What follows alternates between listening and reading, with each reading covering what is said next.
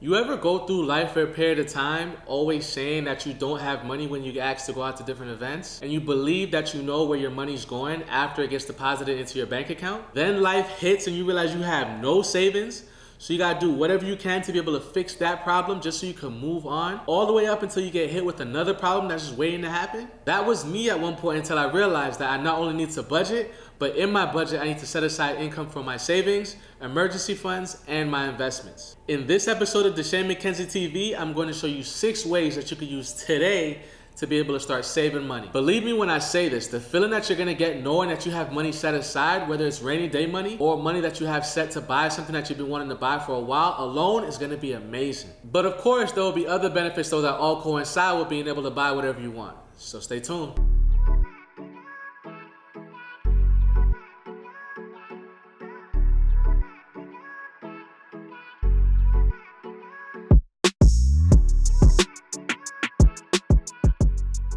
Welcome to episode 2. My name is Deshane McKenzie and I help young professionals, non-professionals, and entrepreneurial-minded people think differently about money and show you how you can make better decisions financially to own your lifestyle. In this episode, since we're talking about money-saving tips, it's only right I provide you with the strategic planning monthly budget worksheet.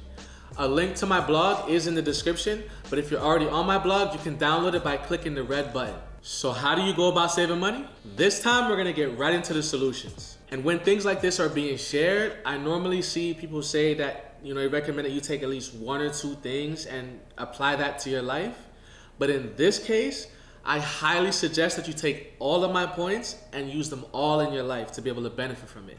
And by the way, these are all strategies that I use myself. So now we're gonna get into it. Money saving tip number 1, record expenses. I guarantee you it's gonna be really hard to save without knowing exactly how much you can realistically save after you pay for strictly what you need. You can't begin saving with what's possible for that day or that month and then have next month hit and then all of a sudden, because you didn't know the numbers, you're saving less or even worse, you're saving nothing at all, and then you have to wait until the next month where you say, all right, no, last month I didn't save, but this month, okay, I'm ready, I'm gonna do it this time.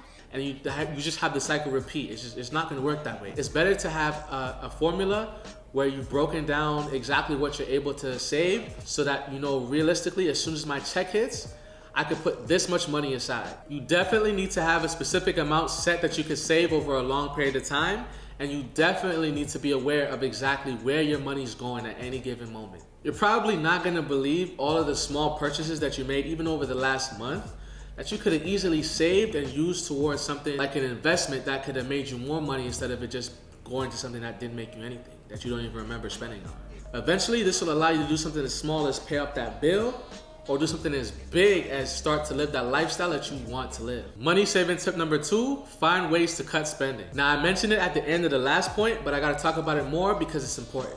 I've thought this, and I know you have too, because we all have lifestyles we either want to keep or are tired of. Nobody wants to go backwards and live a life that's worse off than what they're currently living. So the issue that gets created is the fact that we're not making enough money at our jobs, or we can save. If we got a raise, we'd be able to save. We have to get more than one job, or we can't save. This all means we can't save unless we make more money. This was the lie I told myself till I realized that you could save money on any income. You just gotta be able to make the temporary sacrifices for the long-term gain. So I looked at where every cent was going, and I made sure I took all the necessary steps so that the money keeps coming in, but it doesn't go out anywhere that it doesn't need to be going. After that, even though I was making minimum wage, I was still able to find money I didn't know I had and save just by cutting the spending. Money saving tip number 3, automate spending. Every new habit takes time, and on the road to creating a new habit, there's often times when we slip up. We're all human. So if we could automate the process without us having to even think about it, we might as well just do that. For all my Canadians, you might have heard of it, but we do have an option where we can save on all transactions, as well as get cash back on purchases through a free Coho debit/credit card. I'll be talking about it in a separate post, but you get to decide how much you want to put into your savings after every transaction. It could be $1, $2, $5, or $10. What I also recommend, and this is for anyone, is to split your direct deposit. If that isn't an option for you at your job though, then I suggest setting up a reoccurring transfer to your savings account for the amount that you set based off your new financial situation. So that's one less thing that you have to remember and do. Money saving tip number 4, look at purchases as hours of work instead of cost. When I did this, I started second guessing a lot of things that I was gonna buy. Reason why is because when you look at it like this, you really gotta ask yourself, is what I'm about to buy worth the amount of time I put in to get that money? I started to say no to more things and kept my money so that I could use it towards something that's actually worth my time. Money you could get back, time you can't. So thinking about it as time spent will only save you more money that you could use to do things like make more money and buy back your time. Money saving tip number 5, only use your bank's ATMs. One thing to pay attention to when you're saving money is to look at how much times you got in charge for withdrawing from an ATM's bank that's not yours. Add that up over a month, and if it's anything over $0, you're spending too much money. Many of us are already paying to keep our money in the banks that we've chosen. So why give the banks more money? And that's banks with an S because you're double charged.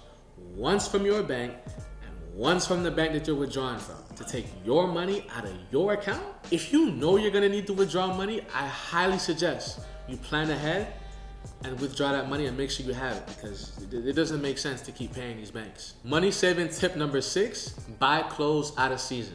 Fashion is something that some of us are interested in more than others, but clothes are something we all need. Since the time's gonna come when we need clothes regardless, we might as well just plan ahead so that we can get clothes at the best possible price. Whether you're looking for designer or you're just looking for something that fits the budget, you could always benefit from buying clothes out of season. And when you're looking for clothes out of season, make sure a key thing that you look for is those classic pieces. Because once you get those classic pieces, you know you're gonna be able to wear that next summer, the summer after that, and the summer after that. It's not gonna matter. When it comes to saving money, you'll realize that a common reason why it isn't done is because when you line out how much money is being made versus how much money is being spent, it just doesn't add up. The math doesn't make sense. But once you have a crystal clear vision on what you want to do in regards to saving money, and you make the temporary sacrifices to be able to get that done, you'll find that there is money that you can save. Another thing to pay attention to is that when it comes to the cost of certain things, you'll find that the costs are higher because you're generally paying for convenience. A perfect example is if you were to get a car. Now, a car is always going to cost you more than it would cost you to take the transit. Paying for parking is definitely going to cost you more than if you were to park your car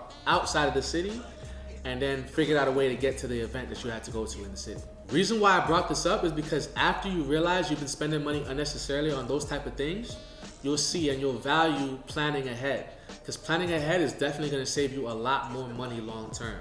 Those were the 6 ways on how you can save money, but don't forget, I got you. I created a strategic planning monthly budget worksheet where you can fill out your income and your expenses and have it calculate automatically so that you can see how much you have at the end of the month. First thing you have to do is record your expenses so you can begin to know what to do next. So I made it easy for you to get started today so that you can get on that path to owning your lifestyle. Remember, sometimes it takes temporary sacrifices for those long-term gains.